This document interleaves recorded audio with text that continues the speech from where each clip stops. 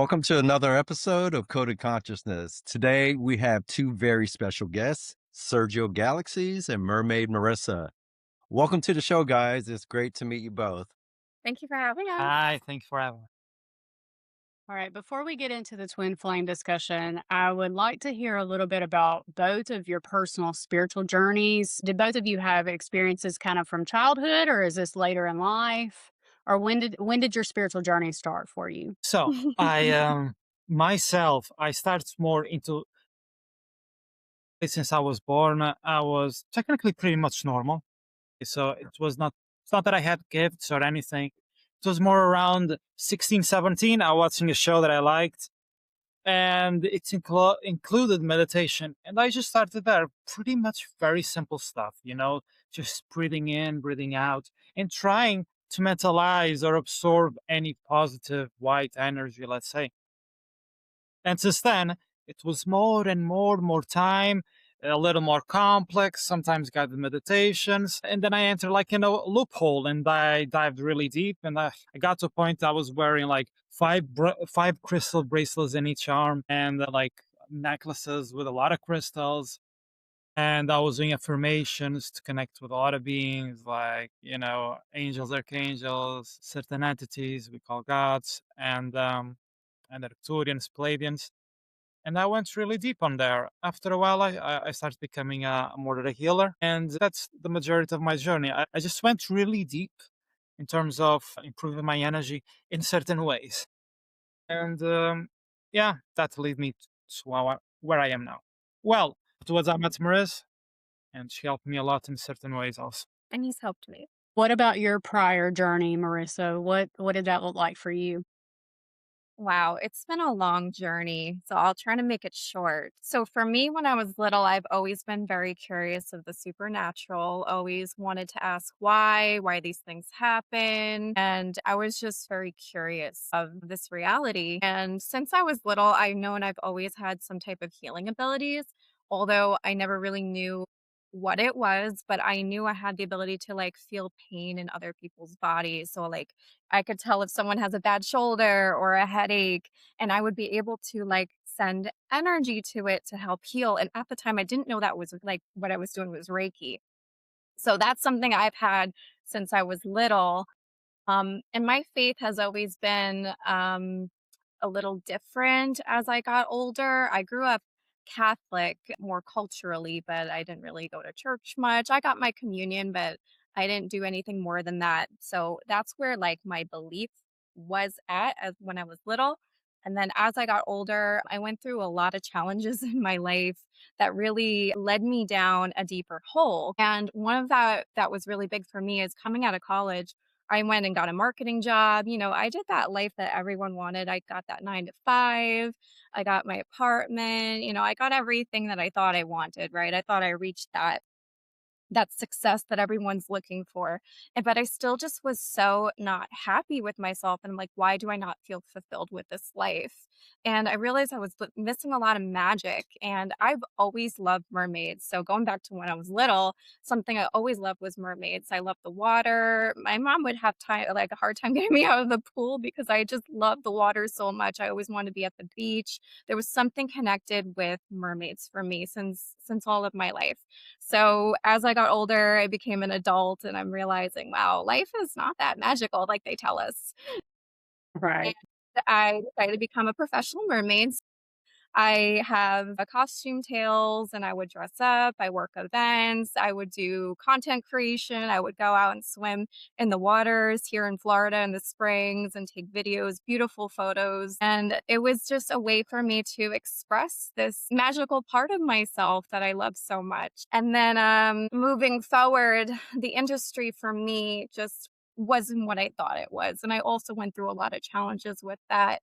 And then after that, started my spiritual journey, realizing who I am, why am I here, and seeing the connection, connecting the dot with mermaids. Mermaids are spiritual beings, and there's so much more than the folklore, the fairy tales we hear, they are real. They may not be exactly how we see them in the movies and on TV and books and stuff like that, but they're so real and they're real inside of us. We are the merfolk, reincarnated in this time, and that's what woke me up. So there was a stage process, all of that, and then I met him. He changed my life, and it's been wonderful. It's been a ride, just like everyone, goes through their journeys. It's that up and down. So Hmm. that's more of me and where we're at right now.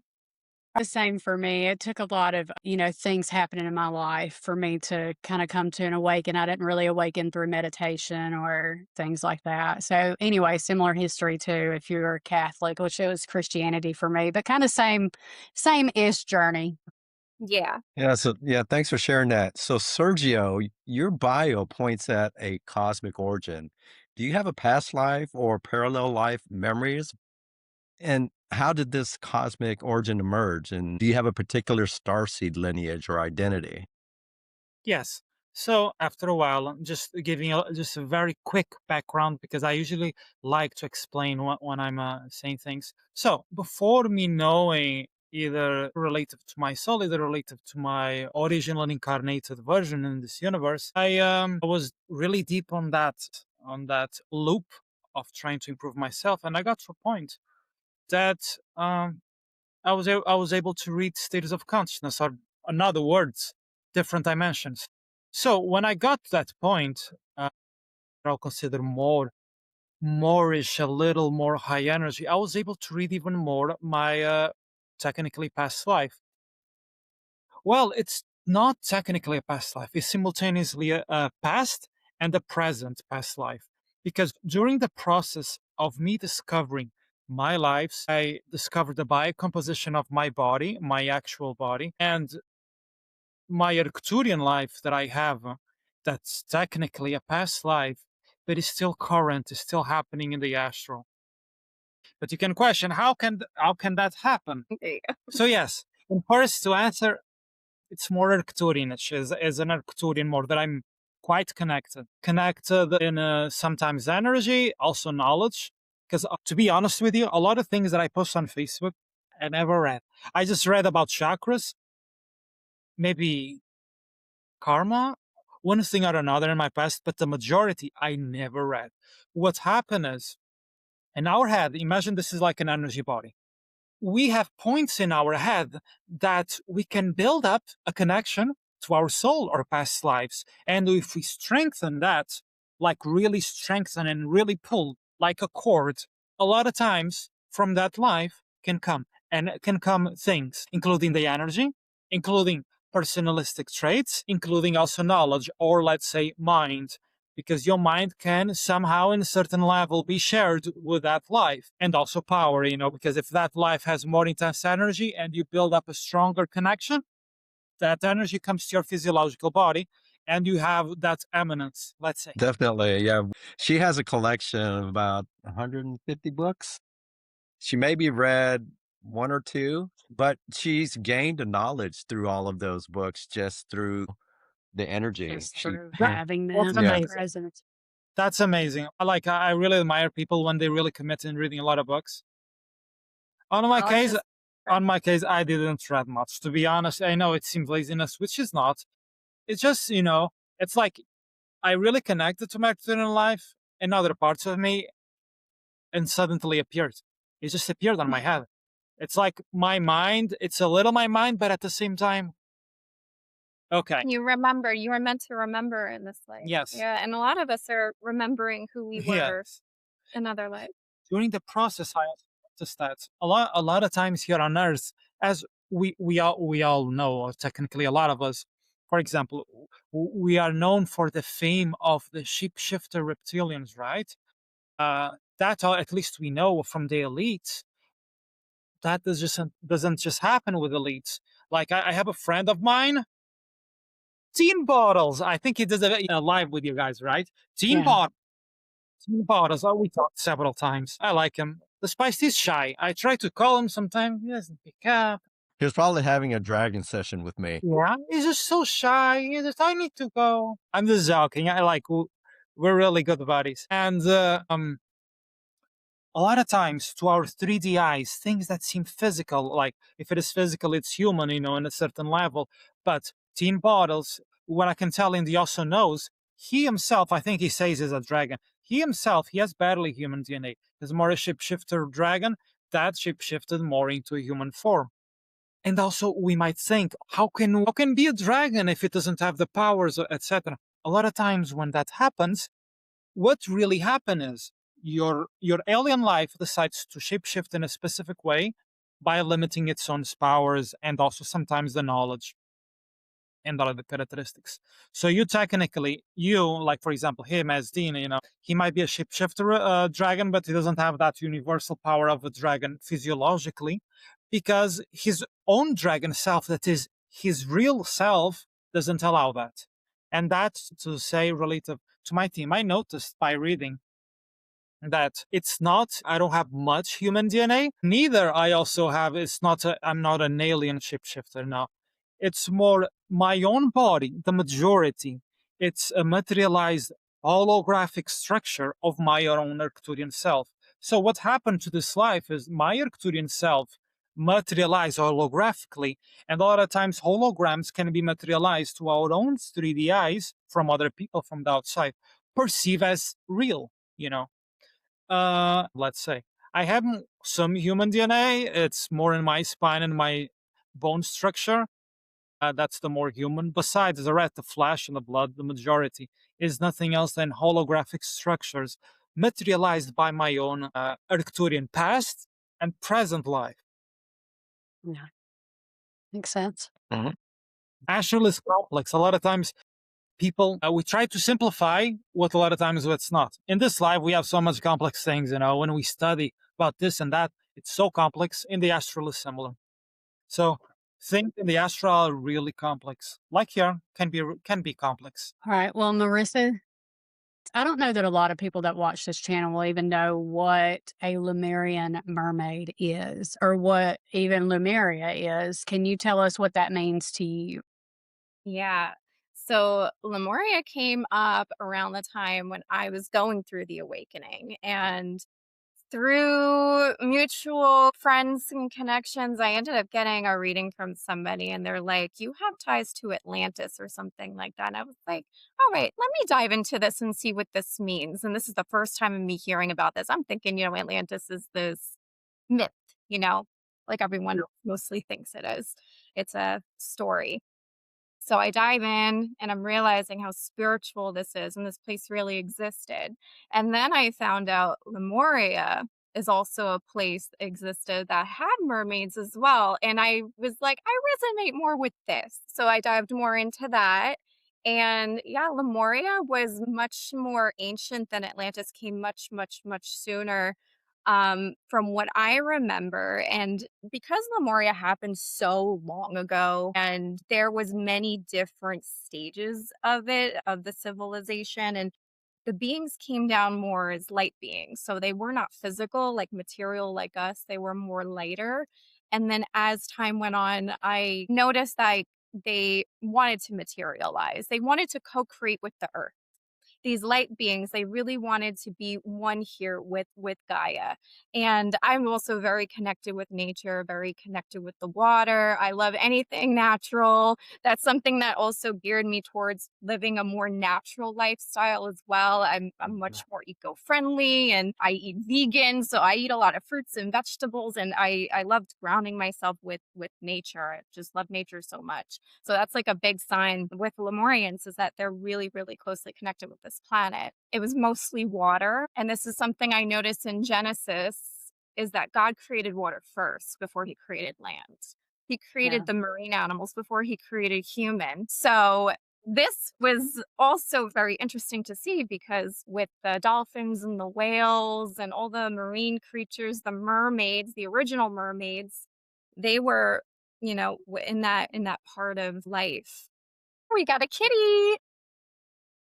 We have a surprise guest. Who do we So have here? that's Nikki. He's a Russian blue. He's very old. He's, I think, 16 now. So Wow. he's got some years on him, but he's going good. Yeah. Yeah, I connect very much with my Lemurian mermaid. I think she's here to show others how to connect back with the earth and connect back with ourselves and heal our inner child and get back in the water. So, Mhm. Yeah, yeah. that's very interesting. And, we really resonate what you said about incorporating a lot of natural things in your life, being grounded, going outside, enjoying nature. God wanted us All to those be. He things. wanted us to Yeah. be more natural. And I think what ended up happening with Atlantis is they gained so much knowledge and so much technology. And Lemuria had technology as well, but it again was more nature based technology. This technology came from other places, and I think they took advantage of that. And that's what caused this collapse, this veil. It's like you've gone too far. And now that we're at the end of this age, which we're going now transitioning into Aquarius, we're waking up more in our, as you know, our consciousness, and we're remembering who we are. And again, a lot of this is all tied connected, especially with mermaids, because they were there, they experienced it, and we're here back again, relearning these lessons and helping others who are maybe stuck in this veil and this illusion. Yeah. Well, since this is a Twin Flames episode, we're really curious. How did your individual paths intersect? How long did it take for you to recognize that there was something deeper between the both of you? You want to go first? Sure. Okay. So I don't remember specifically the year, but we start talking pretty common talk, nothing too much special. Until there was one day that we did a call because I wanted to help her improve her energy. And I was not having it. I mean, where was it online or through mutual Yeah, friends? we met yeah, online yeah, Okay. on nice. Facebook. So Yeah. I had just got out in a relationship. My one of the longest relationships I've been in, it was like 2 weeks later, me and him started talking. It was just divine timing for sure. so like I was saying, and I was talking to her by phone, and I remember that she said something about mermaids. So I read and I saw that we had a past life in common, at least that I saw in Atlantis. And Yeah, we were having some Aquaman mermaid things going on with us, like a lot of remembrance being activated between us. And this is such a cool synchronicity. So, like 2 weeks around that time of that breakup, I ended up going somewhere and I purchased this Aquaman poster. Out of all the posters they had a whole bunch. They had DC, Marvel characters, video game characters, movie characters. Out of all of them, I was like, I'm gonna get the Aquaman one. And then he comes in my life. I'm like, there's an Aquaman here. Yeah, Sergio, you've got the Aquaman, vibe. yeah, I noticed then at the time because I like to be very specific when I'm reading. So I noticed that we connected, and I think it was on the same day that I noticed. I said, "Oh, I think we connect in a past life." And that just Sometimes, activated and me, and memories. sometimes I'm like, "What's going on?" sometimes movies are unrealistic. Sometimes they can hold a little perception of what it is. For example, the Aquaman movie. Aquaman means a merman. Okay, Atlantean mermaid, or can be from another race underwater. Yeah, That mermaid you doesn't necessarily have to have a tail either or a merman. They that can have legs, but that's that it. usually holds a trident. That's what we call more Aquaman. It's just a merman with a trident, let's say. And I noticed the one that is depicted, that is shown in the movie, is related to a merman that led more the revolution of Atlantis. I noticed that because when I saw in the past, that was more that story of that merman and that aquatic being, that female aquatic being, that's more related to a Lemurian being, Get more in the video. was Gotta see off your face. There we go. was Marissa's past life and mine. Obviously, the storyline that is in the movie is not exactly how it is, but sometimes they can get an idea, like the movie Matrix. Sometimes we give an idea of what it is, not a completely sense. And yeah, that was the first place that I saw that we connected as that life, as she, let's say in a past life, what do we call in the movie Aquaman Mara, but it's nothing else than a Lemurian entity. And what do we call Aquaman? Is just a merman with a trident that led a revolution in Atlantis because due bad times or tyranny happening at that time. And this is what we remember. That's what we That's so good. saw, and then we saw other life. she as a witch and me as a mage, and then we saw essentially more as a soul, because that was more than as a soul.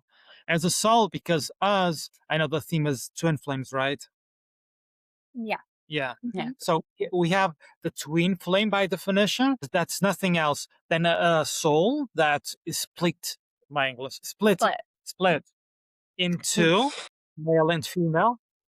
Ours is a little different. It's more a monadic twin flame. As we know, we have several souls, let's say souls, that can be part of a monada, several souls that we consider soulmates, and they can be part of a monada.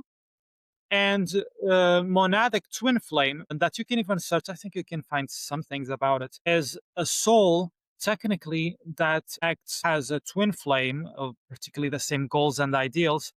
The only difference is in a certain level comes outside of that soul of the person. Like, my definition of a twin flame, like, it can really be any connection as long as the souls, the agreement between the souls is to really wake each other up.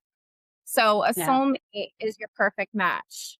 They're not really gonna shine the light where it needs to be shined in order for you to send. Some people are just meant to, be where they are. Some people are meant to be, higher up. They have to break down all those shadows and everything, the traumas and everything that they've been through. And I believe the twin flame dynamic is you have a special someone. It could be a man, it could be a woman, it could be a best friend, it can be a partner.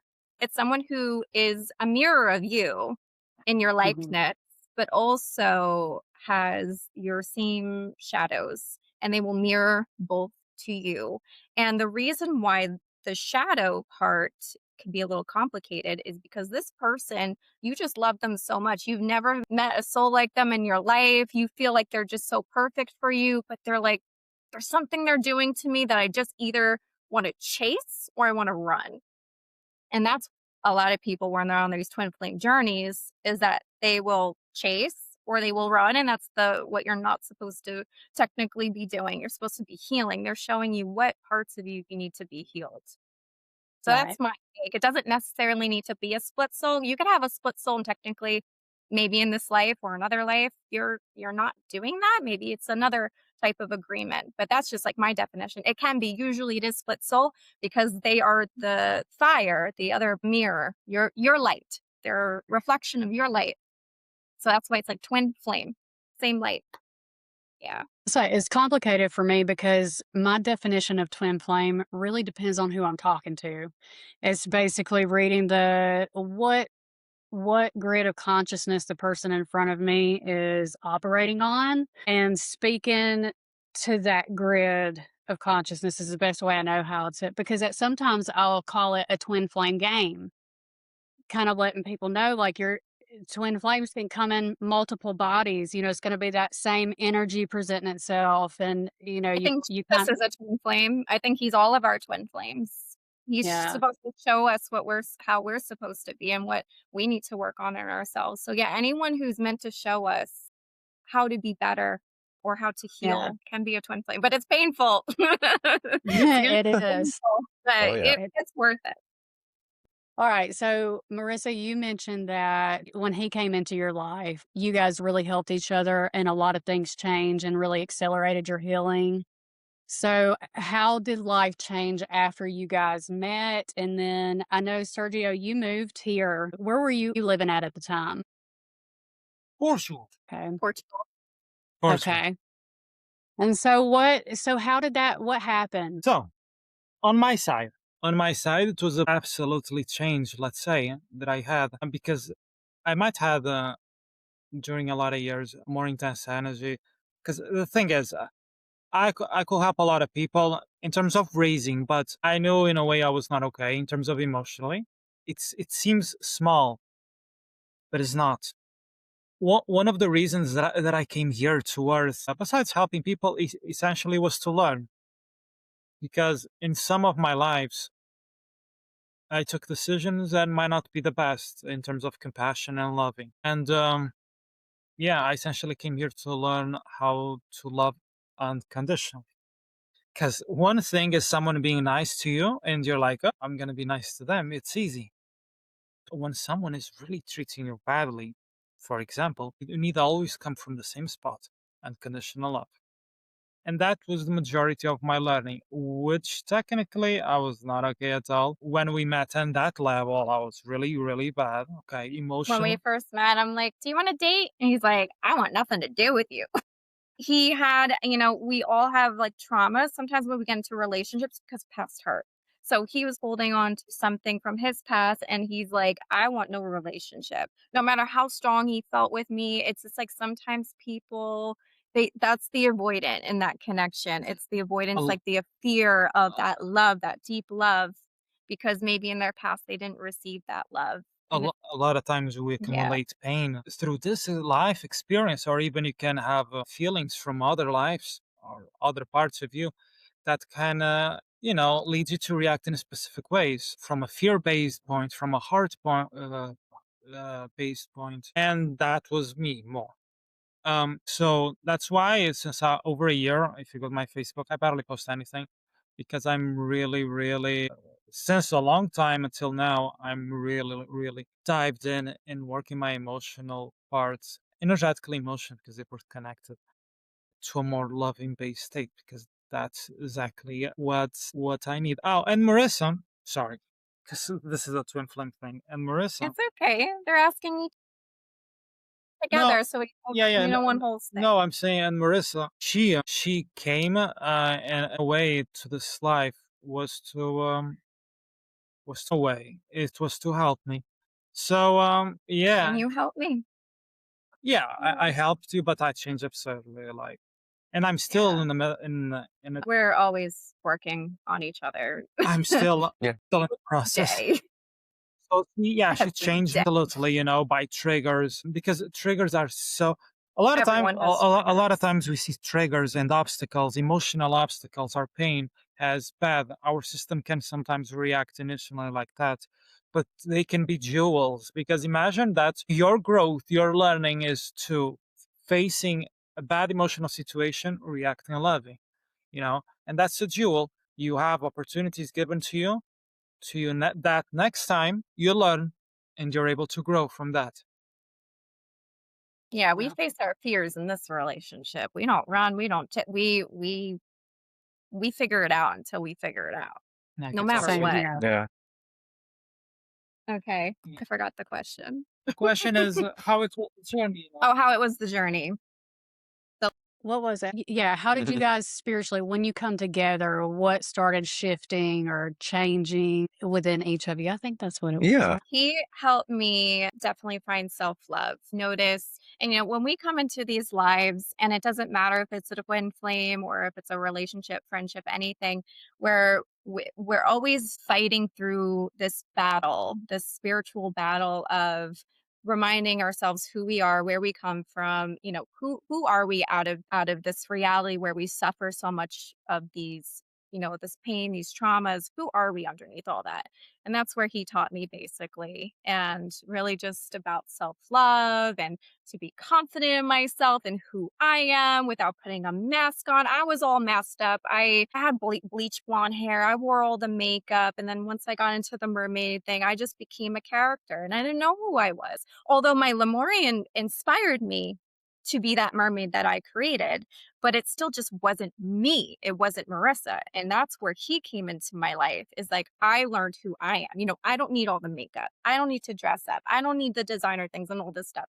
I am who I am. I am happy with that. And that's been the greatest blessing in my life, because I think, and all these things are so generational too. It's not just you, it's your mom, it's your dad, it's your grandparents, all of these generational curses, all these traumas, they're generational too. So while we're healing our lineage as well.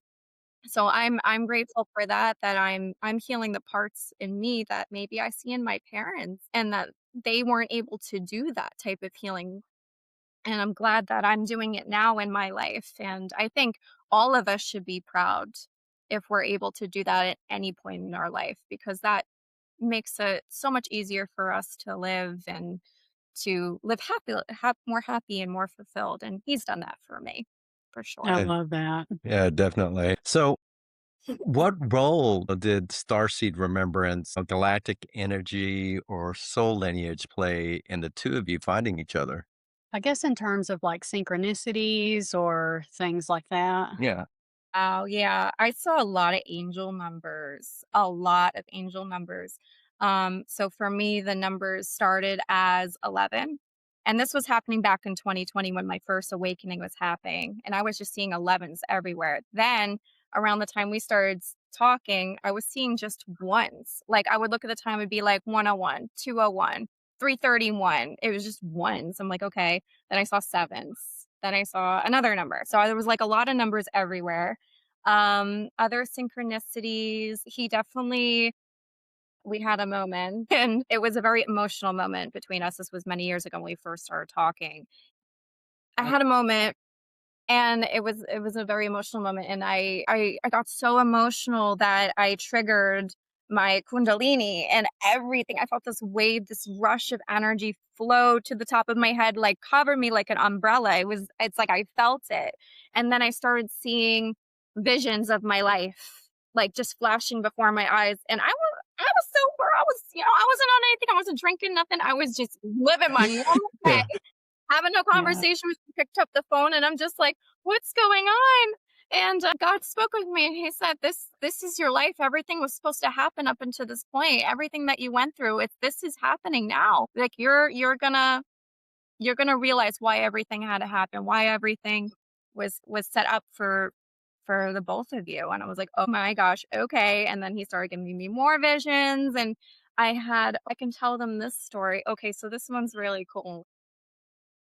So one day I was doing a guided meditation. I was laying down on my bed and I astral projected out of my body. I felt myself lift out of my physical body, and it's a quite an interesting sensation. It's like you feel like you're Yeah. dreaming, but you're not. It feels like you're on a ride and something's just guiding you. You don't have to do anything. It's just like your soul just knows where to go. And Mhm. the first thing I saw in this, like, virtual reality dream, not dream, I was in outer space, and then out of nowhere, this being, and I saw stars and everything. There were stars all around me, no planets or anything, but just stars. And out of nowhere, this light being, kind of silhouette like a person, but you can't see any facial features or hair or nothing. You just saw the silhouette of a person, and they were glowing like this beautiful, bright, but it didn't blind me. It was just bright, so bright, a bright light. It was like white and gold, white in the middle and then more on the outside, more gold. It was just beautiful. And it came to me and it just said nothing. It just hugged me. And I was like, whoa, this is really intense. And it felt so loving. And I, I can't even describe it. It was just such a loving feeling. And I felt, I guess the best word I like to use is I felt so complete.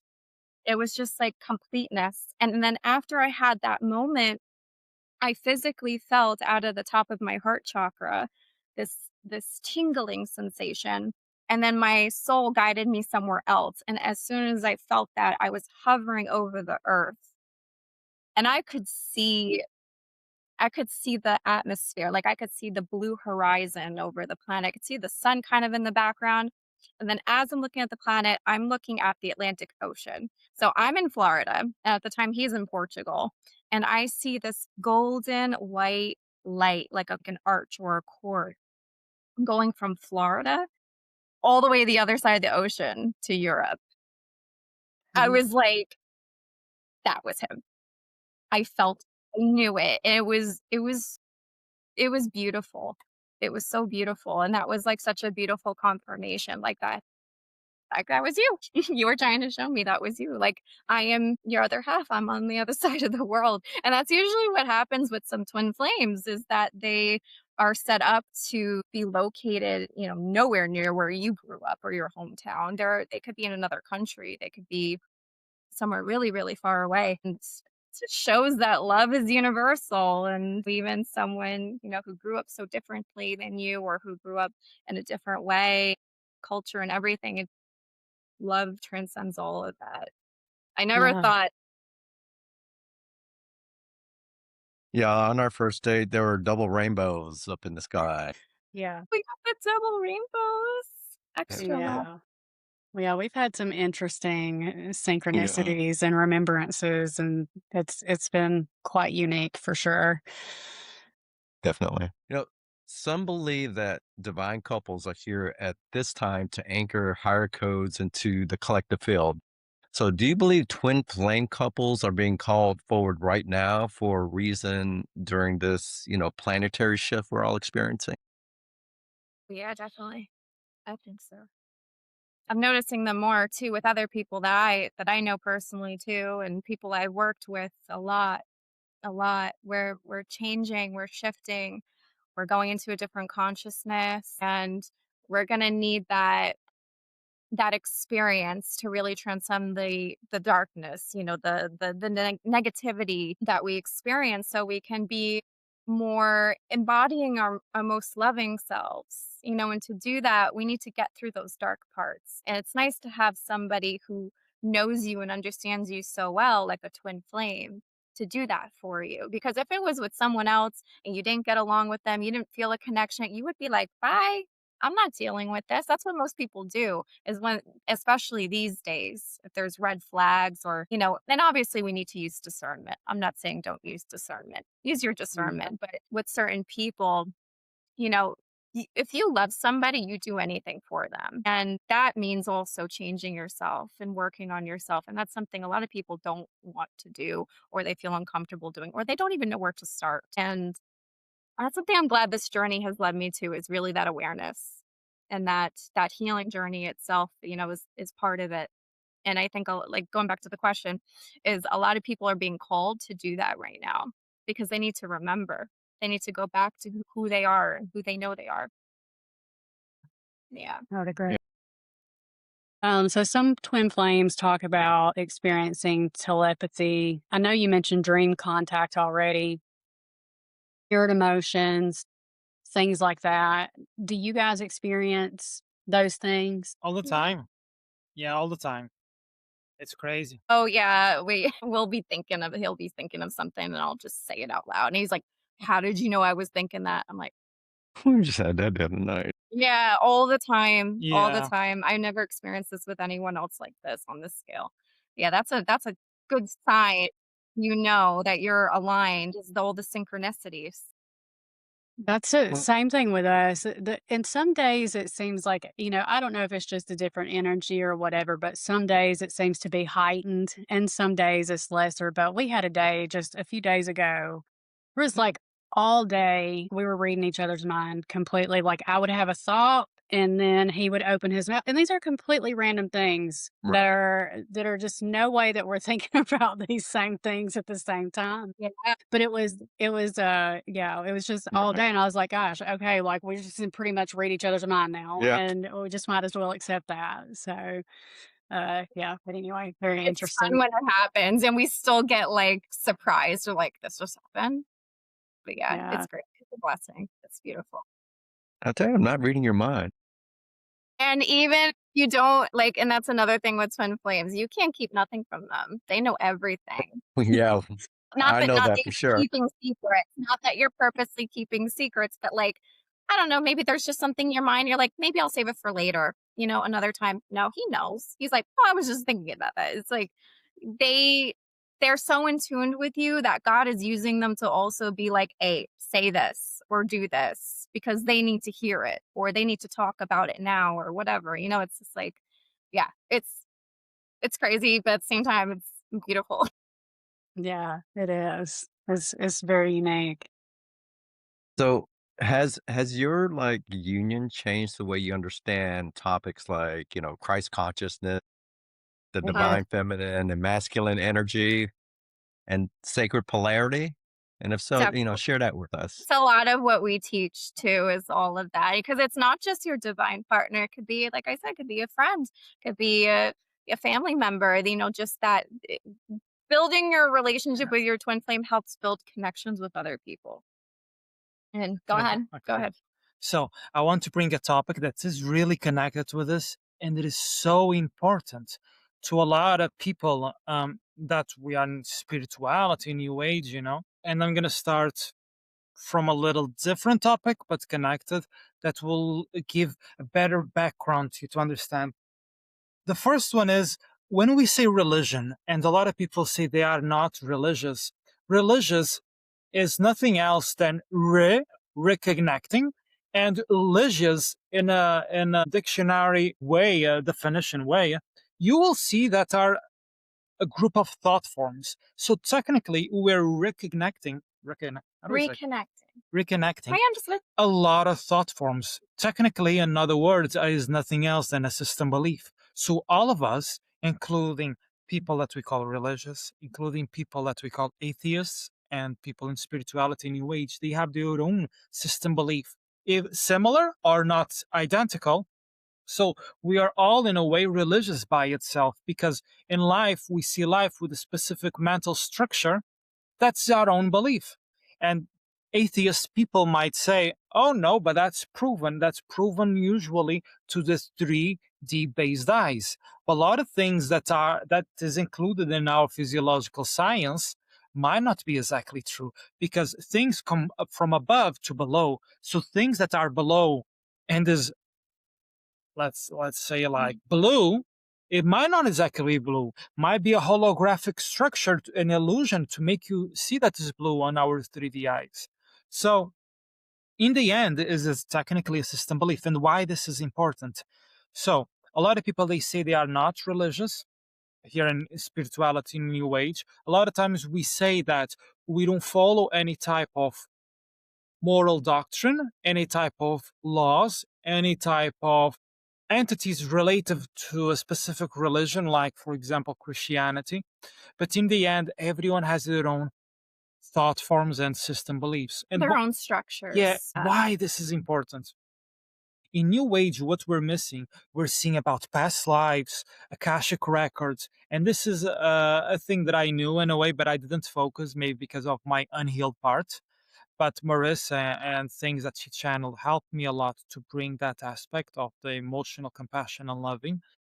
And with this ideology, we forget, or sometimes we don't know, is that in Christianity, we have something that we call God that is separate from us. Okay, we call it something separate. In spirituality, New Age, we call it we are all God. And technically, people in spirituality, they are, I'm meaning spirituality than people, more, more the awakening part. Technically, in a way, technically, almost all people, let's say, are all God. Why? Because God is the existence. But when we're talking about God, Father, or something above, we talk about source. That's so important. Imagine a tree. It has roots. It has the big branch. The roots, And the and the trunk. trunk and the Thank you. branches. Has the trunk, branches, and the leaves. It's technically what it is, the expression of source.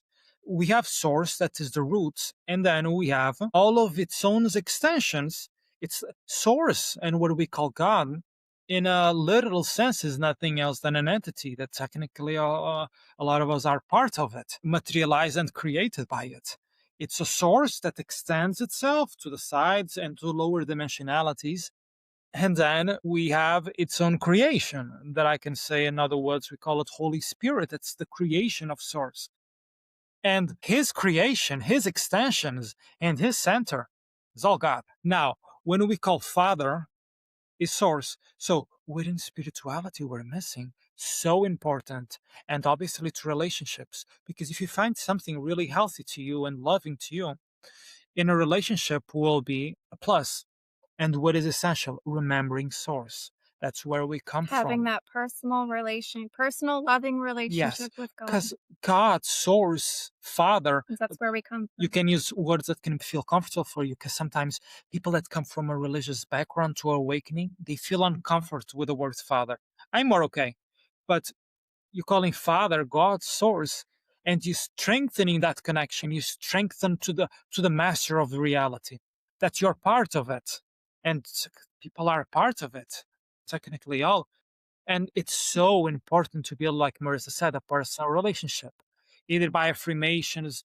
And in religion, we have That's something I actually struggled, I have to say, with the New Age when I got into it a couple years ago, like back in 2020, is that when we get into this area of spirituality, we start to notice we do hold the power in a way.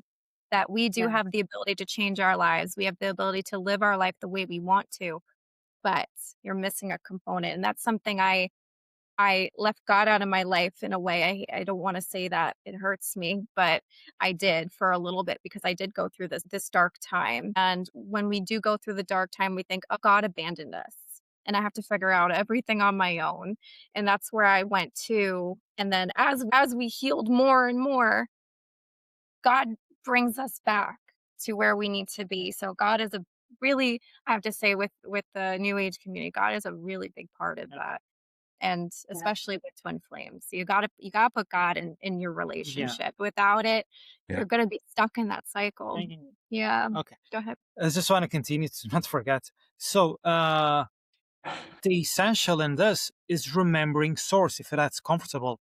More the words, to me, I say Father, because the thing is, the more comfortable you are, you can say Father, or whatever word you feel comfortable, because technically the Mm. source with several genders more than male and female. So that's really essential. And the thing is, in Christianity, we have a not a good ideology. That word worship and submission, it's just words that needs to be transmuted Just to love. love and Trust and praise love. your own creation. Do Because understand the words can be very intimidating. the more we build that connection, the more we are helped, let's say like this. And that's so important. And one of the entities, at least let's say in this universe, by the way, the energy that rules in this universe, because we have several, and the energy that rules in this universe is more the energy of love. And one of the entities that's like in between God, source, let's say, our Father, the word you prefer, and people here is Yeshua. Yeshua, not only his ascended master, which also I can say that he's ascended master, but as a higher self, in a way, he's an archangel also. But him, Yeshua, as an ascended master, he also is a portal, is a in-between source, this universe love, and people. So it's like a bridge. So Jesus, Yeshua, it is really important in the sense of being a bridge to us. Because one thing is us asking directly to God, which is okay because you're building a connection with it.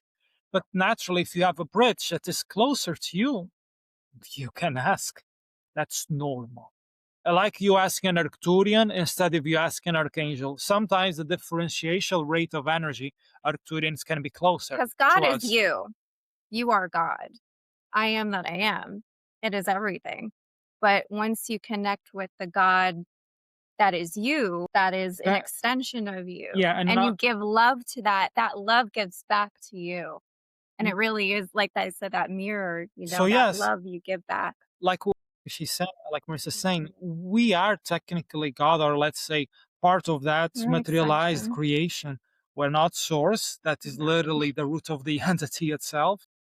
But people are, in a way, majority just an expression of it, an extensional creation of it, let's say. So it is so important to focus in love, because if unconditional love rules this universe more, that's the energy.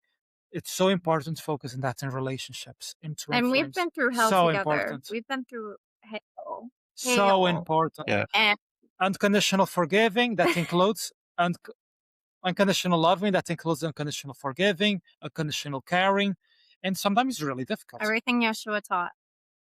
And it might have some things, let's say, that started from the biblical standpoint, but Yeshua, the entity Yeshua, it's really important, has a source of this universe. Especially in the twin flame relationships. He Of course. really can help if you call for him, and he will help with your any situations. He's been helping us a lot, and I'm glad to include him in our journey. Yeah, it is very important on my journey. It's kind of how I got here. I came from Christianity, but at that time, I was in an abusive marriage, and talking about that unconditional love and unconditional forgiveness, I was really operating more from a place of people pleasing and serving religion, even though I was really close with Jesus. I was having experiences all the time. Like he was in my house. I had just many, many experiences with the Christ energy. But at the same time, being raised in religion, I also thought that by staying in that marriage, that I was doing the right thing, that I was doing that unconditional love and forgiveness. But at the root of it, I was operating more in people pleasing and codependency and other things. And it's why Oh, it's hard to talk about some of these things on the podcast because yeah. I It's so really don't for somebody that's in that kind of situation, I want them to know that that's not really what unconditional love looks like. You have to really have discernment, and if you're in a toxic situation, there does come a point in time where 'cause in my relationship with Jesus and I was having these it's my Kundalini that happened out of nowhere, Mhm. but Jesus walked me through that process, and it come to a point where he sat down with me one day on the couch, and he was like, "Honey, I've got a path laid out for you, and it's time for you to exit this." And he did, like, everything was just lined up in a way where he led me right out of that and through the whole Kundalini process, because that process was so far outside of what I had been taught in religion of Yeah. what Jesus was, what the They Christ tell you energy all those was. things are demonic and everything, and then you're conflicted, you're like, "What is the truth?" And I went through that too, and yeah, definitely. Yeah, it was a complicated process because I've lost pretty much all of my Christian friends have dissipated out of my life, and they did pretty quickly at some of the things that he was leading me into. Because I've made the statement many times in the past that Jesus kind of drugged me through the Kundalini process with me kicking and screaming, fighting him, because he was leading me into teaching me how to read tarot. I'd never read a book on it, whatever, but he was teaching me to do this. And I'm just like, well, my whole life I've been taught that this thing was evil, I and think so it's there's how this. you use the tools. It's not the tool itself, it's like what are your intentions for it? yeah. That's where I get to a point. I'm like, "What are your intentions? Are you trying to control, or are you truly trying to connect with Father to get a resolution on your present moment?" Not saying, "How do I get rich and how do I get this?" Like, that's where the control comes in, and that's where you're misaligning. You're doing sin, which is basically misalignment with God. Yeah, so it's all about Exactly. loving attention, alignment, surrendering, but asking for guidance, using the tools with him in mind. Yeah. And that's what's been interesting about my journey too, is after having this just these major experiences with Christ, you're talking about astral traveling, leaving the body, things like that. One of those points in my journey, soul left my body, and I find myself getting close to this person, and they was walking down an old dusty road is the best way I know how to describe it. And as my consciousness came, it entered into this other body. And I looked down and I was a male and I was watching my feet. I saw my sandal. And so I'm in this consciousness and I'm just kind of swirling in it. And then, so I have a few moments. And then as I start to pull out of it, I realized it was Jesus. And I was like, holy shit. And so my body comes back down. I was in the shower when this happened. So my soul comes back down, hits my body. But it took me a long time to integrate the energy that I had experienced there. But beyond that, so that's the thing is Jesus led me beyond that. It's like Sergio said, it was a bridge because after that, multiple times I would leave my body. I was sitting on my couch one time for 3 days, but my consciousness was sitting in Buddhist consciousness. So I've never read a book on Buddhism, didn't know anything about it, but I fully understand the teachings and what that energy feels like due to sitting in that consciousness for 3 days. And I'm channeling down, things to write in my journal so I can remember. But so since that point, I've even in like some of the Hindu gods and goddesses. I've had experiences with Kali and Shiva, and, so it's like now I understand and can relate to all of these different energies in the universe and, how they've all played a part in shaping humanity over the years. And just have a ton of reverence for all of them now. Definitely. Yeah. So, so what do you guys think is the difference between a true flame activation and a karmic bond just disguising itself as destiny? Mm, that's a good one. You wanna do it? Okay. So A lot of times we have the definition, and I had in the past also the view. But karma and nothing else, nothing more, is in other words, learnings. And if we have learnings, it's okay. It's okay having learnings. What's the difference between a connection with someone that it's from a karma based or a real connection, like you were saying? So, real connection is you're supposed to be with that person, supposedly. You can learn with that person, but it's just a connection. It can be a strong connection. Doesn't mean it's always forever. Always depends on the plans and the astral that is done. But karmic, it's just a focus, a lot is the focus of learning. Sometimes the karmic is preparing you for your real twin. So what you're going through, like, I don't want to say avoid everybody because we don't want to do that. We always want to do what we feel to do. And if we do feel someone may be our twin flame, but maybe they're karmic or false twin flame, what people say, is still go through it. Follow your heart, use your discernment. Do you feel that this person is healthy for you? Do you think this person has the potential to be who they're supposed to be for you? You go through that process, continue to do the right thing, work on yourself, always focus on the self. Don't, make that person your idol, they're your God. And that's the whole point, is to focus on the self, and they're going to mirror to you what you need to work on. And I think the karmic could do the same thing for you. I think the karmic could also show you what you need to work on. And you get to a point where you say, ooh, you know what? This isn't for me. This really isn't for me. And you're getting the signs, and you're praying, you're asking God for confirmation. And if you're getting those signs, you're getting that feeling, you're getting intuition and messages and saying, this is not for you, then you proceed, and not continue the connection. But with us, it wasn't, everybody has ups and downs. We can all say that. There's no perfect relationship, but love teaches us to grow and to continue being better with the other person. So is this person really helping you, or is this person being abusive? Is this person making you feel worthless or making you feel horrible? Are they supporting your dreams? Are they supporting you as a person? Your divine partner is not perfect either. They're not Jesus. They're not God. They're going to have flaws. They're going to have quirks. He's got his quirks. I tell him every day, hey, pick up the laundry, do this, normal stuff.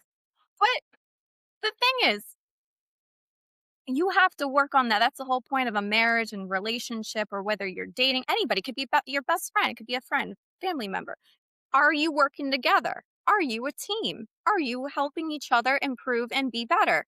So if the person is not, I think you need to move on. But if it connects, you get your signs, God says, stay with this person, they're helping you. And we had many confirmations with that, and you do what's best for you. I always say that it doesn't matter whether you're doing a reading, or, so I've gotten readings on him, and I've had readings tell me that he's my karmic, or that he's a bad person. But I've also had readers say he's my twin flame, he's my divine partner. So don't go off readings. Always stick with yourself, know your truth, know what you want, know who you are, work on yourself, and this person will either stay with you, or they will, stay with you and continue to work on things with you, or they will leave, or maybe you will leave. Either way, everything's divine, everything's planned out. If it won't work and it's a karmic, maybe they're helping you for when your real twin flame or soulmate comes into your life. And that's my opinion. Yeah, that's a good Yeah. one. I like that. And we're very playful all the time. We're like little kids every day. We're very, Oh, very same here. You gotta keep that alive. You gotta. You can't go around being cranky and stressed out all the time, even though we have our moments. But you always wanna keep your inner child alive. You wanna keep being playful and be yourself and be silly. That's another thing too. Yeah, yeah, Yourself. sometimes it's a comedy. Sometimes it's a comedy show, and sometimes it's a shit show with us, you know? Yeah. Yeah. We That's the usually and we try to communicate and work through, whatever energy we're in, whatever needs to be dealt with at the Mhm. time. Okay, so what practices or boundaries help you guys like keep your relationship grounded and stable, good? communication. Yeah. Always Yeah. communicate. Always tell your truth, even if it hurts, even if it might offend So how do you keep the relationship connected? Like how do we stay stable? I think communication's number one with anybody. I Is would agree always with that. how you feel. Because if you don't tell the other person how you feel, they can't work on themselves. We're not mind readers. So I'm always open and honest with him with every little thing. I'm like, I don't like this. I need this help. I Bless can't you. do this, or bless you. Thank you. I'm a wild sneezer. Violent. Allergies right now are really bad. Yeah, I've Oh, been yeah. stuck too. Yeah, you can talk. Yeah, but I would separate the communication. Number one. So, like she's saying, yes, communication is really important because when you're vulnerable with each other, Vulnerability. Yeah. yeah, you can really express what you're feeling. And, and if you come from a place of understanding and mutual respect, it's really important because honestly, between people, friends, and relationships, a lot of issues we have sometimes not different beliefs, is how we talk. Imagine True. all of the discussions, it's arguments that people have. If they talk normally, a lot of times we wouldn't get so much upset with each other. It's only because we get emotionally offended and we emotionally offend the other. Yeah. That's not just to relationship. That's just not to loving a relationship. It's to all of us. The more we talk in a nice way, from a loving, respectful point, right? Let's say, the better it is. Second, what I think is essential to keep the relationship. It's like in a tree. The more healthy are the roots, the more healthy will be the rest. So, the more healthily it is your energy, loving and healthy, and obviously, if both of you are or mutual resonating, because it needs to have resonance energetically, or you're aiming to that, you know, that's the essential. Because a lot of times we try to light up the flame in a relationship, but a lot of relationships nowadays, they were built, unfortunately, in superficial values. So Yeah. one day when the man is not receiving so much, let's say usually the normal relationship, the man gives the man gives a lot of money to the woman and the woman gives a lot of pleasure to the guy. The 3D standard point of view. So Mm. one day that one is not fulfilling the other, either the man financially, the woman, either woman in terms of pleasure to the man, this from a 3D dance point of view, it will crack. You will start thinking, my gosh, where's the flame in the relationship? Sometimes we try to light up a candle or light up a fire where there's not enough wood. That's a good way to put it. Yeah. What I'm trying to say is that the really important in a relationship is the connection. Because if you don't have a high connection with that person, you will need constantly to light up a flame. But if you have a strong energy connection, you already have the flame. You just need to be close from who you are and the other person from who they are in a higher view. Because if in a higher view you already have a connection, you just need to work on yourself mutually to get to who you are, both of the people. There needs to be reciprocation in the connection too. Yes. Excuse me. If one person's willing to work and improve on themselves to make the relationship better and the other person is not, that causes a lot of issues in a lot Yes. of relationships. Yes. That happened with me. Yes. In another relationship. Yes, Yeah. that's really important. But the essential again is the connection, because you can be respectful, you can be loving, you can be caring. But if you don't have a etheric, strong connection, there is no flame. You will try That to too. bright up People positivity. settle too. They You settle. will try to build up positivity, which is good. I went through that. And also you can create a connection. That's also another aspect. When you connect with someone from, oh, for example, I like this girl, I saw that I connected in a past life. Maybe that past life, previously, you never had a connection, you connect to that life. You can also build a connection with that person. That's more hard. If you don't have a connection and you build, you will pass through a considerable amount of time without resonance. Maybe in the next life, you will have more resonance because of the intensity of the build up together. But if you don't want that partnership work, is trying to find out if you have a really strong connection with a person. And then respecting each other, vulnerability, keep working with each other Yes. to get better. But to have already a flame in the background, and you don't need to every day try to I'm going to give you gifts to bring up the flame. Well, let's go on a holiday. Yeah. Is having a strong connection, because that flame stays active on the background without you doing anything. Obviously, you need to be loving and caring and etc. But that's the efficiency of the work, a big part. Seeing those signs and recognizing the connection and using your discernment, yeah, like what he was saying, I think is good. Because when you have that flame, when you have that light, anything's possible. Yeah.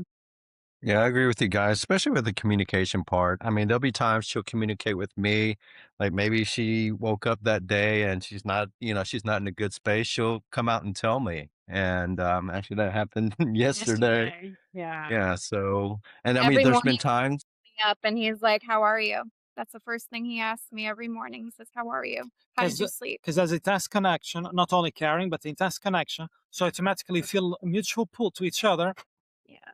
a natural caring in a way. Yeah, I used to get triggered like earlier in the relationship when she would ask me certain questions. Maybe it was about a past relationship, and it was honestly coming from a genuine curiosity based space. And she had to just call that out to me and just said, "Hey, why are you getting so triggered?" And I'm like, "I'm not getting triggered." Woman is always But the most forward one. but Like, I was getting triggered, and I had, that's where I had to say, "Hey, look in the mirror and realize you are getting triggered, and you need to work on that."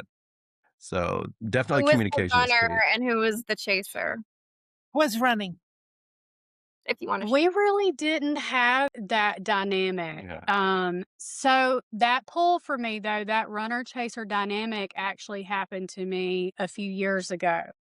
I met a person who I thought was my twin flame, and I went through a few years of runner chaser energy within the cell. And so I've already kind of been through that. And he's had some interesting experiences in his past, even though he's not really spiritual. So maybe he wouldn't recognize those things, recognize those energies, maybe now looking back. But we've just we kind of come into this one a little more balanced and just kind of started off from, with communication, just not really the runner chaser dynamic in our Yeah. relationship.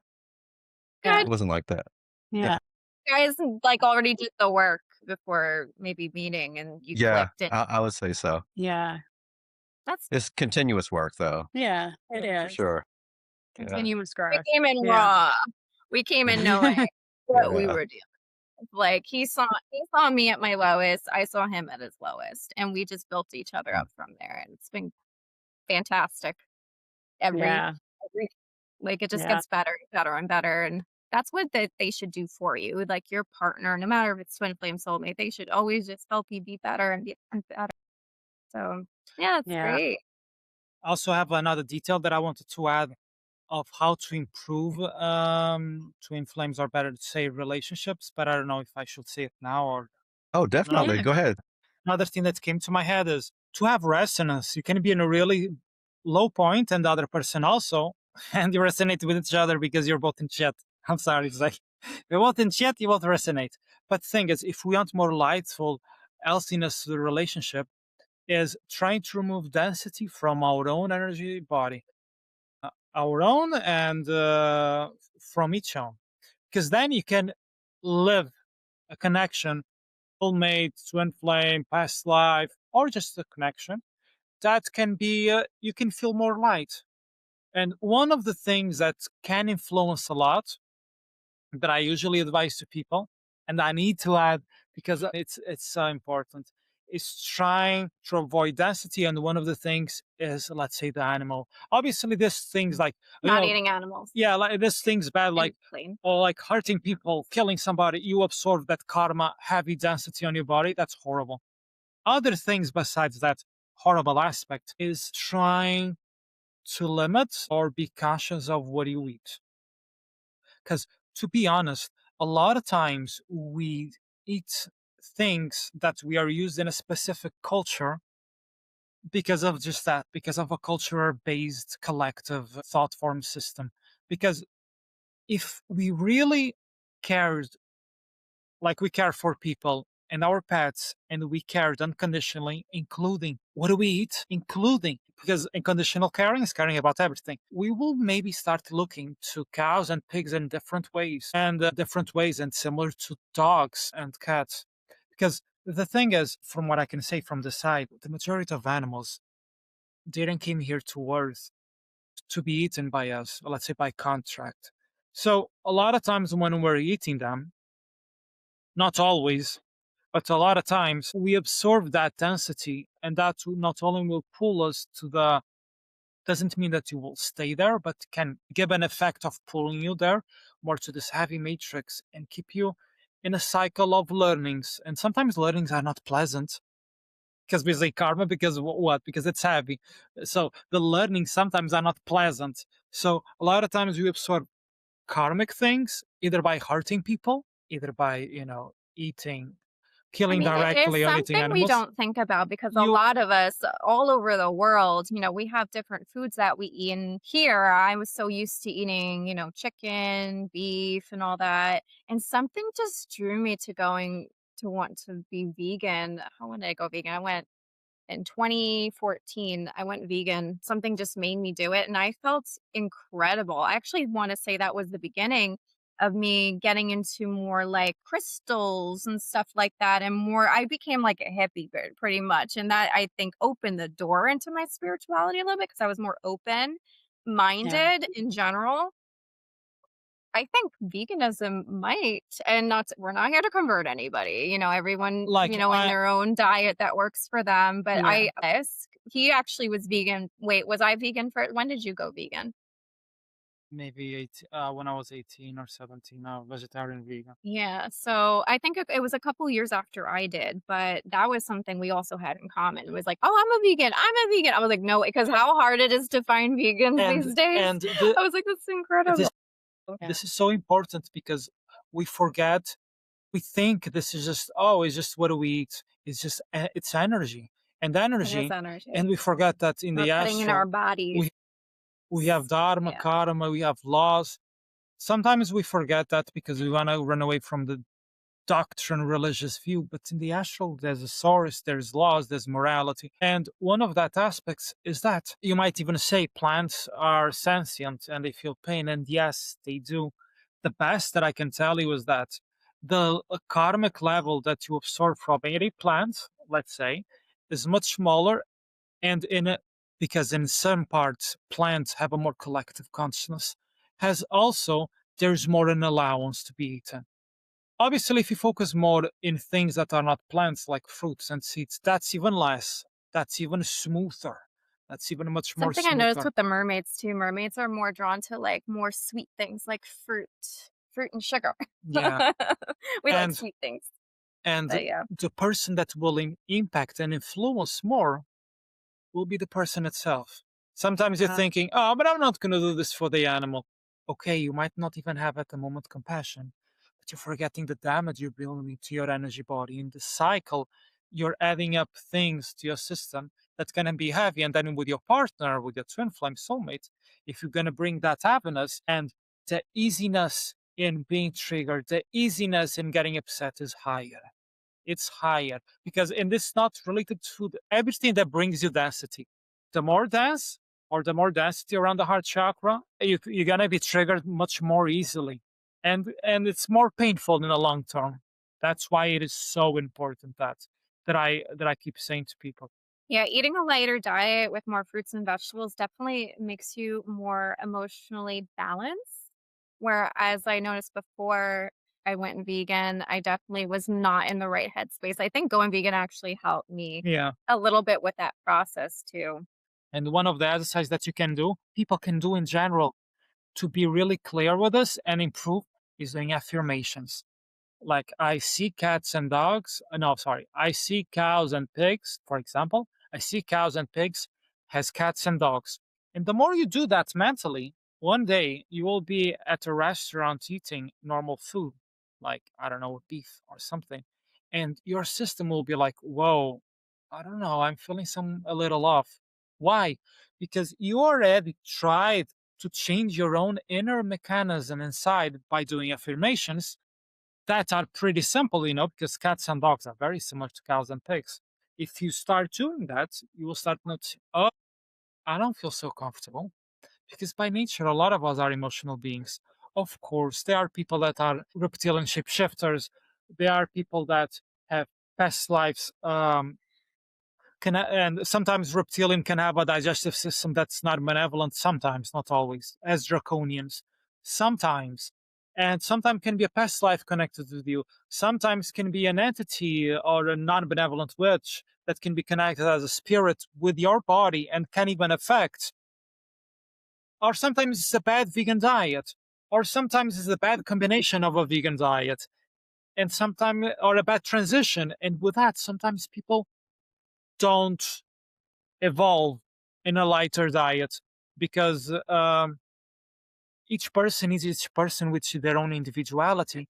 And to evaluate and to help a person, we need to see what's their cause. I already saw people with a draconian past life or a dragonian dragon life that was not much open, and you need to talk with that life. You need to make statements of what you want, and sometimes your own inner system will change, like just like that, because you're affirming what you want. You're affirming to that life don't have control over you, let's say. Or if you do a better transition in a vegan diet, not just toxic food, will also help you. Obviously, naturally raw and more fruit based, Oh, yeah. it's essential. Because it's I felt so different going raw. I It's was raw for like a month, and it's really hard, especially when you're not used to eating like that. But wow, the like euphoria-ness that I felt around me was so different. because it's a living prana, It's living living food, chi living energy, that not dead heals. food, not processed food. It It's changes. It really does change changes you. like crazy. I don't do that at the moment, but I know because here in the US sometimes it's not easy. If you want to just buy fruit, you need to have a big budget, especially tropical fruit. Tropical That was fruit is very hard here in the US. yeah, Yeah, this and this is not just getting the quality and the fruits idea and here stuff. is not about the diet. The idea is how to have a better energy, less density, and enjoy relationships in a lightful, wholer way. That's the idea. And one of the things is food, obviously, and not hurting people. That Go was ahead. his PSA. Yeah, I do. I typically follow spirit in any moment for what to eat. And I was led into vegetarianism for, Okay. and now I eat whatever I'm drawn to in the moment, or in that particular phase of my life. But I eat a ton of fruit. But anyway, but I am still open right now. My diet's a little bit of everything, but we do talk about diet a lot and the quality of not only the processed foods in America, but it's one of my biggest stressors in trying to find organic foods that are not full of pesticides and GMOs, all that stuff. It's expensive. You know the whole plan behind that. It's really expensive. Yeah, it is. Why is food that has a million ingredients cost less than the food that has 2 or 3 ingredients, And you know? and the funny Yeah, is, we try to buy organic as much as possible. We even got into organic gardening. We got our garden in the back that we're growing tomatoes, cucumbers, All the That's stuff. watermelons. Lots of perfect. things. Fruit trees, lots of Yeah, things. a Yeah. lot of apples. Yeah. Yeah. Yeah, that's really that's nice. awesome. And really, just give just a little concluding on this is because this helps a lot of people to be lighter and enjoy lightful relationships. Is if we think millions of races of animals live in their natural habitat, a lot of times, but besides natural catastrophes, they eat the food in the natural state, and their health is pretty much okay. We and our pets are the animals that have more variety of diseases because we eat It's already true. processed food. Anatomically, if you're a human, if you're not a human, if you're a draconian or reptilian, that's another issue. But if you have Homo sapiens DNA, let's say if you're a human, biologically, we're so similar, not to carnivorous lionish type, neither to donkeys like herbivorous. We are very similar to specific type of monkeys. I can even have to send you a chart that is bonobos. And you will see in the chart, anatomically chart, from the top to bottom, the saliva production, the length of the intestines. We're technically almost very, very, very similar to bonobos. Built more like a herb. like not herbivore. Bonobos are frugivorous. Frugivorous are. Has a frugivore. Like a frugivorous animal. Yeah. And if you even take a little time to think, if you're in nature, what you will eat in the natural state, you will see that you will be prone more to tropical fruit. You don't want raw potatoes. You want to break your teeth with that. You don't want to open a cow and smell the shit coming out in the guts, and you eat all of that blood. And naturally, your own digestive system, which is adapted to natural products, will know. But I eat a lot of processed food. But the thing is, I know that I know this, and I like to give to people this information because it's so good. Because once you start feeling really good, even if you try it, even if you just try it for a little, it's just a matter of understanding. Trying, you have your own life experience, your own time. Yeah, your soul might want you to eat more dense food for some reasons. It's okay. It's like if information related to Homo sapiens is very similar to bonobos, specific monkeys, which are frugivorous. So naturally, we are prone to fruit. And then if you do that, you and your partner more healthily, you can enjoy so much more wholer experience and much more loving. It's much better. I love sitting out here by the pool and eating some mangoes with him. It's just like, it's its own little, ritual. Just eating some fruit is so refreshing.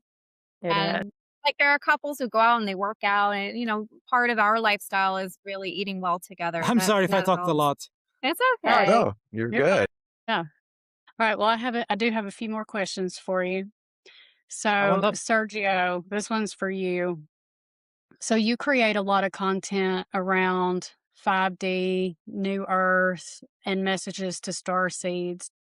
What do those terms mean for somebody listening who's never heard of those? Like, what is 5D to you? Sure. When we say 5D, 60, 70, 3D, 4D, it's just dimensions. So, and dimensions are nothing else than Imagine you have a lot of energy and you want to put into several classifications or groups. 3D from 4D is just a different energy that we usually put in a label, like, from here to here, let's say 3D. From here to here, let's say 4D. So in the end, it's energy. 5D is just energy that in this realm, we can consider at least that is what is high. Usually 5D experience, 60, 70, 80, you can naturally, this is really important. I'm going to try to be fast. I don't want to be overwhelming, but it's so important. 3D, 4D, 5D is just energy. How can people, when people say, I live in 5D, we have a 3-4D body. This is 3-4D. Our body is more in this realm, 3-4D. So how to have the experience? Usually people, they take psychedelics, right? Or it is weed or mushrooms. I will say mushrooms is a more aligned energy than weed, more okay. And when you're doing that experience, that will decalcify or pump your pineal gland, here. And you will eventually connect with energies from 5, 6, 7. Usually around that, you can have a little, but usually around that. And the reason that we stay very sleepy while on psychedelics, people, they're like, oh, it feels so good, man. First, they feel so good because the energy is high. Second, sleepy because the energy in their body, it's not used with, it's a very different energy entering your body. And then your body with change, since you're changing and feeling very different energy, you can get really tired and you get sleepy. It's just that. Yeah, I think it's all about intention when you're doing those type of activities. Yeah, it's really important because some people that take ayahuasca, for example, from indigenous groups, a lot of people say, oh, they are indigenous, they're natural. Let's calm down. Natural means that you're in an open space with potentially several entities. And if you don't have energy practices or your energy is not aligned enough, you can absorb not okay things and your energy can with time become darkened, unfortunately. So this with a 5D, 60. When we incarnate or not, usually our state of consciousness, and what we call consciousness is the energy from the shoulders here around, more this area is the consciousness, usually is very similar to the energy of our body. So if our body is 3-4D, usually we incarnate, very similar. Doesn't mean we will, but usually is very similar. Okay, so to have different energies, you do three or four things to feel those energies. Or you enter in contact with one of your guides and you're channeling, talking, and you feel its own energy, and you're like, whoa! And you feel really good for 1 hour or 30 minutes. You feel amazing or something. Because usually guys are in 5, 6, 7, let's say. Or if it is higher than that, depends. I mean, if it is higher, I don't know if they will connect directly with you. Like so close to you can harm you. I don't know. Even if I like drink a lot of water, if I chug like a whole thing of water, I'll feel like a high from it. Or breath work when You I can do deep feel breathing, better, I but get that too. this high is different. We're talking about an intense high, the same way as when you're taking psychedelics. That strong high.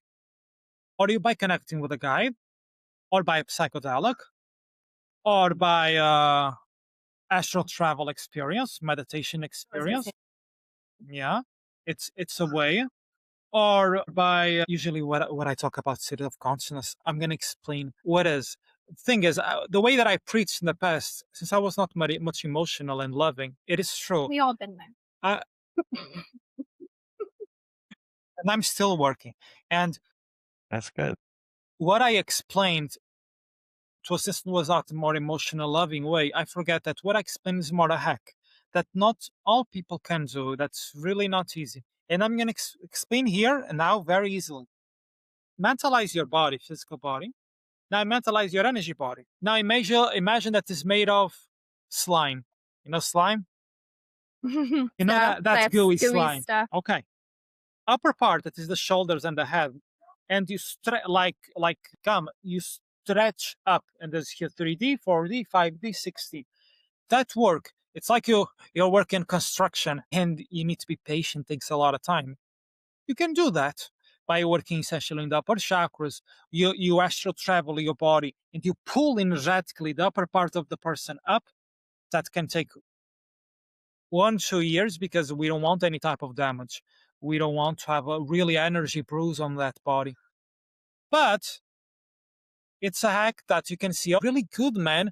You can really be stretched up to 5, 6. And usually it's not easy to get there. And it's not easy to get out from there, to lower from it. And that's really good because it's extremely connected to the astral, that potentially, if you have a connection with the path with your soul, you can connect because your energy, it's more connected to the astral. That's okay. What is the downside? You need to go to the lower part of your body and also try to ground yourself. And it's not a simple ground, because if you're stretching up, you need to ground yourself really intensively. And that's one of the things that I didn't preach much. And that's because I liked more emotional, empathy, compassion to talk about Naturally, I noticed with him, because him and I, even though we're so similar, he is in a different place than I can be sometimes. You didn't do the work yet because we're focused in emotional work. He's like in a whole different world. He's much more up here, and I'm like the one that helps ground him. So that's where we both come into play, is we're both helping each other, in those different areas. But he can really see some stuff that I can't see. What is the downside? While I was doing this journey, I didn't, I was just working my energy. I didn't know. Obviously, after a while, I knew. But I'm gonna put this more in the middle. In the beginning, I'm falling over. in the beginning, no, I started becoming more and more ungrounded, like crazy. I got to a point that I had a book and I was reading the first sentence and I forgot. And I was already having brain fog after reading 2 sentences.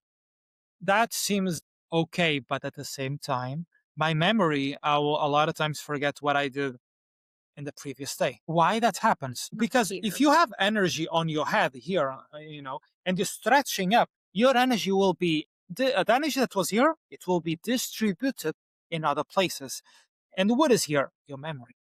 So if your energy is also distributed in other places, you won't have much focus in the memory. That's another thing with New Age, is we're so focused on otherworldly things. What's out there? What's out there? It's like we can get to an escapism with it, in that type of way.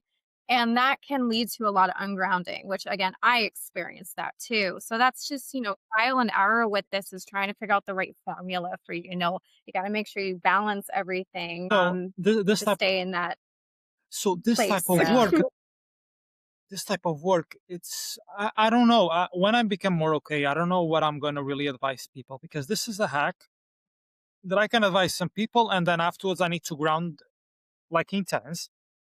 But I don't know if people should do that, because this is technically a hack. Naturally, a 340 body that we have, we should have a similar consciousness. When we incarnate, it's usually comes similar. What I did is kind of hack. Obviously, comes ungrounding, lack of focus and memory. But if I really ground, I stay more or less okay.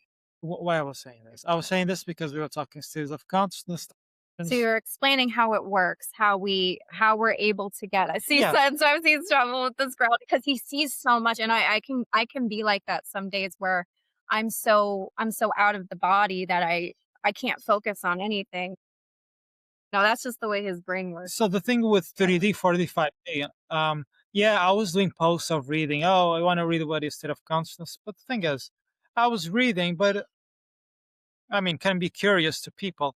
But I don't know But if I, that's not the it's yeah, not the goal if necessarily. I was emotional or more Yeah. loving, maybe I could do that. But the thing is, I need to think. Maybe saying something to a person that might not be her ideal, let's say 5D, she might stay sad.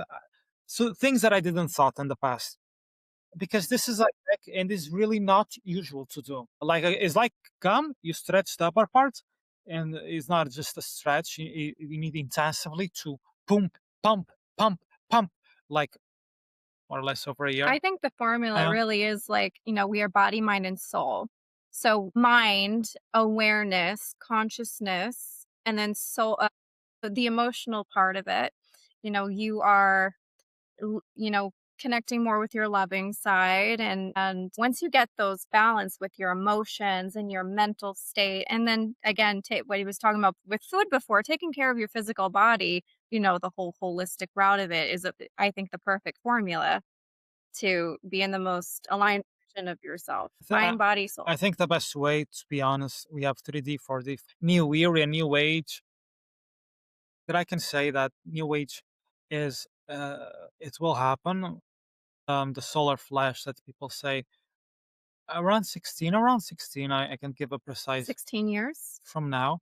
Obviously, till then, some natural catastrophes can happen, and I'm in that circle. Doesn't sound the best, but it's like a planetary cleansing, and it's going to be a different reality till there. But I think the goal that people should focus. Not everyone has their own construct, obviously. I'm just saying the goal was taking care of their energy and connection with God in a loving way, connection with Yeah. source. If that's I the would best agree with way. that. Yeah. Yeah. That's And the Marissa, Mm. yeah, I could definitely relate to you about having to ground Sergio from time to time because once in a while I have to tell Christina, "Hey, Earth to Christina, Yeah. come on back." I'm It more can the be either one. It could be ungrounded the one. boy, the girl, the Yeah, feminine, masculine. One is always going to have a little different than the other. And that's where we kind of come to play. I help him ground. He helps me connect more. And yeah, yeah, Yeah. same here.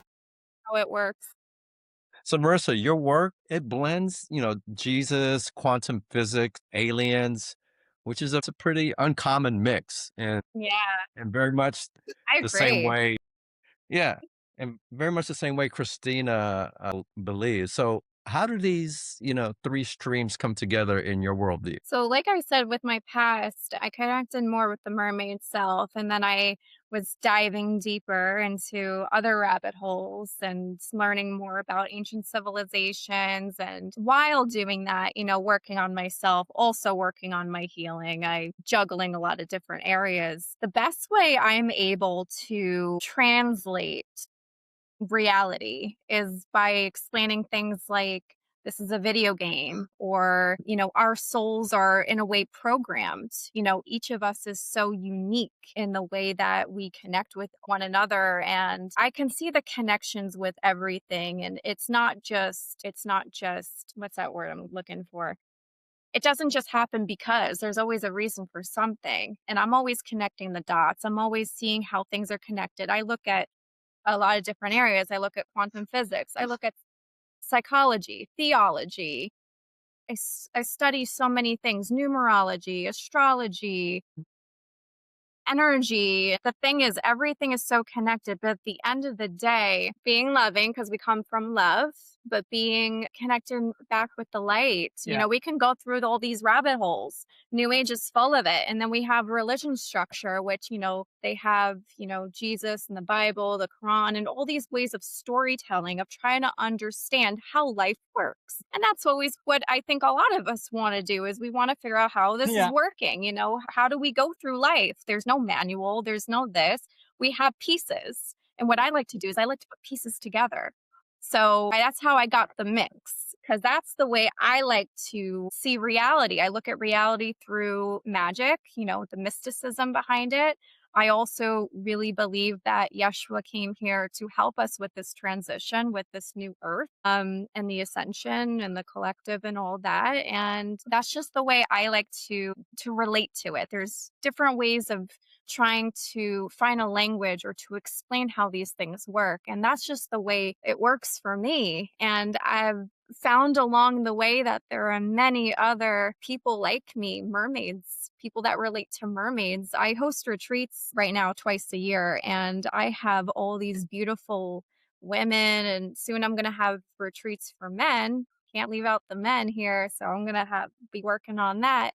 And we're all feeling the same way. We love mermaids. We love the water. We have deep, deep connection to something greater than ourselves. So it's not just me. There's many, many out there, but they're not coming out yet.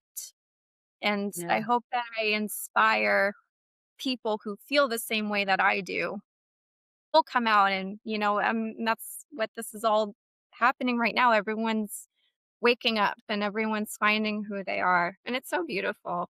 Yeah, It is it is. definitely. Well, for listeners who resonate with star seeds, twin flames, mermaid energies, things like that, but are struggling with like very human things like depression, money stress, family conflict, things like that. What is like a next step that you guys recommend? You want to go? Okay, Sure. let's wait. So, situation about struggling with money and depression around that. Yes. Like how do people who identify with star seeds or mermaids, how do they live their life with all these struggles, with all these So that's the thing sufferings? in life. We have the challenges, and sometimes we passing through hard challenges can make us grow, or sometimes you can ease up the challenges by removing densities from yourself. I think that's the best way. One of the best way is removing densities from the body and connection with God, or connection with God, the Yeshua, and working on your energy. That's the best, because Yeah. sometimes Yeah, that's number one. sometimes we can Yeah. do breath work that can be nice, or we can relax our body, go to the beach, bless you, go go to the nature or to another place to relax. But we need to really focus on hard work like chakra work, like water salt baths and affirmations of taking a time 1 hour a day to connect to the affirmation, to connect to source and our Yeshua. Because that doing that work like bodybuilding. Like going working out. Why, Yeah. why I say bodybuilding? Because bodybuilding, they have a really high goal, so they need to dedicate a lot.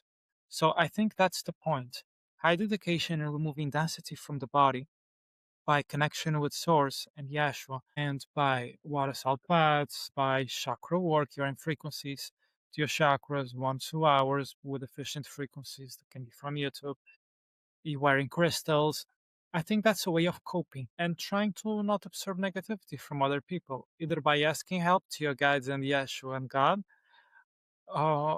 or trying to be positive. Yeah, trying to manage that, because with money we have a lot of stress, which is okay and normal. Here in this life, it is normal. We need to remember the higher purpose, and we need to remember unconditional love, things more important. Sometimes we get lost in money, because money as an exchange is okay, but we can get lost in the stress, in the stresses, as Making it a main focus. putting that as Yeah. a priority for source One, over too. love. A lot of people struggle with financial difficulties, especially right now. And then people And think, that's a oh, big one. if I don't have this, if I don't focus on money as the priority, I won't have this or have that. So we need to have faith in God and source Trust and and trust, surrender. because He can do, it's just a matter of aligning our energy. It doesn't mean that you remove the focus on money.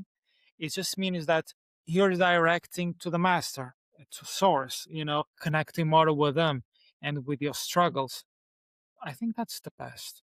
Yeah, I Yeah. think number one is again that personal connection with the source, with God, and trusting and surrendering, trying not to control everything in your life. Take it from me. I try to think that I can control everything, and you can't. God has a plan for you that it doesn't matter how psychic you are, what you can connect to, what you see. There's still things you don't see. And I think we should all say that. There are things we don't know and we don't see. We won't know it all.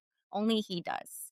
So he will bless you with visions and with messages, and you'll hear him. I hear him all the time, and he gives me downloads. He gives me, those ideas, and trust like he will give you what you need when it's time, and not to, if you feel like you're behind or I got to work on this chakra. I'm really struggling with my throat chakra. Or I'm struggling with I got to control, because what he's saying I think is also accurate. I think like we should be taking care of our physical bodies. We need to take care of our spiritual bodies. But in the same way, we need balance. You can't be going to the gym every single day. You need a day where you need a break. There's a day where you need to say, okay, I just can't do it today. And that's okay. Yeah. Let God guide you. Give your worries to God. He knows what's best for you. And trying to control everything, your money, like what he was saying, my people, that's the biggest thing, is that money really does control this world. And unfortunately, some people focus so much on it that they lose themselves and they lose the connection of who's giving them the money to begin with. And that manifestation of, just let me finish this one thing, because the manifestation is another thing I talk sometimes controversially on, because a lot of people like to do manifestation. There's nothing wrong. There's nothing wrong with wanting something. There's nothing wrong with having a desire, a dream, a goal, to having money, nice things. There's nothing wrong with that. But where is your faith? Where are you aligned to receive those things in the right way? We can throw the energy out there, but are those things going to stay with us? When we get desperate, the devil or the negativity, the darkness will take advantage of that. And sometimes we'll do things, or we'll be misaligned to get the things that we want. And that's not the way to do it. And that's where a lot of karma and stuff can come in. Those manifestations that you wanted, it's not gonna last, and that's something I can definitely say I've gone through, done it myself, been there, done that, and God controls all that. You can ask him. You can make vision boards. You can write, "I really want this," but to, again, put that control in, that's where the misalignment happens. So for those that I'll finish up. For those that are going through struggle, who are going through depression, who feel hopeless, who feel worthless, who feel like nothing's going to get better. And let me tell you, I've been there. I've been there many times. And you just got to push through. You got to get through the end of that tunnel, because everything comes in the time that it needs to. And just enjoy today. Life is short. Make the best of everything. And if you're like me sometimes, where you complain, you're like, "Oh, why does this keep happening? And why does this keep happening to me? Why me? Why me?" Just think, there's other people out there also struggling. Every one of us is here to kind of go through these experiences in a way, because our souls also need to learn, and to always be grateful for what you do have, what we do have, and be positive, because negativity in any way, doesn't matter what's thrown at you. It's not about your circumstances, it's how you handle it. It's how you react. It's how you get through those circumstances, because no matter what, you're going to go through it. But how are you going to get out of it? So having that personal connection and being positive and aligned, working on yourself, I think is the best way to get through it. Yeah, I think that's a Very well great said. great All right, he can perspective. finish what he was saying. Thank you. He'll finish. I was interrupting. I'm sorry. It's like I was saying, besides the connection with God, like she was saying, is that I was saying avoiding density. I will say the three topics that I usually say to people. The first is meditation. Hearing frequency of chakras, like for example, specific efficient frequencies from YouTube, can help you with cost and also a specific amount of time. The second one I will say is that thing that I said moments ago. Animal products can bring you a certain level of density to you, and then it's not easy to deal with life. You can keep in a cycle of learnings, in a positive way of saying of karma. The third one is three things that can really impact your energies: the meditation, the food we eat, animal products, and also the intimacy that we have with each other. So especially people that are single and they have with several ones, because there's a high energy exchange, especially from the man to the woman, because the woman usually, by the physiological movement, it seems the man is more, sending, and the woman more, getting that energy. Is they both receive from each other, but the woman can receive quite a bit from the man. So it's need to be careful with that, because let's say if the energy carries more heavy or more density, you can absorb a lot. And sometimes it's not that you have your aura here to protect you, and get filter the energy somehow, is that goes really into your field, in the sense to the woman, like it goes really energetically inside the That's body, true. and it's really Yeah. not easy. It's not easy to clean. It can take a while to clean, and if you continue doing and not cleaning, you can I heard that energy can accumulate. stay in your body for like up to 7 years or something like that. Kind of And there's people can that say damage. differently, but The better word is can damage a lot if it is really not cleaned quite a bit. I That's really. completely agree. That's something I've been posting about and preaching about for years now, is to really watch those casual encounters, because people really don't realize exactly energetically like what they're picking up from that. yeah. All right. Well, it looks like we have one other thing we want to talk with you guys about. And you've mentioned your events, Marissa, that you do. Do you have any upcoming ones, or have they already passed for the I year? do. I have one coming up at the end of May, and I have one in September, the first week of September. Oh, would you mind sharing what's going on? So, I host spiritual mermaid retreats, and this is for anybody. Right now, these ones coming up, they're for women only because of the shared room arrangements. For the one with men, going to have more private rooms set up. But for these two coming up this year, I'm going to be hosting some. The first one is going to be in Weeki Wachee in Florida. And then the one in September is going to be in Sarasota. And they are basically for women who feel connected to mermaids. So either they are like me, who's maybe a mermaid performer or a hobbyist and they like to dress up and go swimming, or maybe it's someone who lives in, I don't know, the middle of Missouri who doesn't have access to a pool, but she just loves mermaids. She just wants to go to the beach. She wants to experience what it's like to swim like a mermaid and to connect with the water. And it's for anybody like that.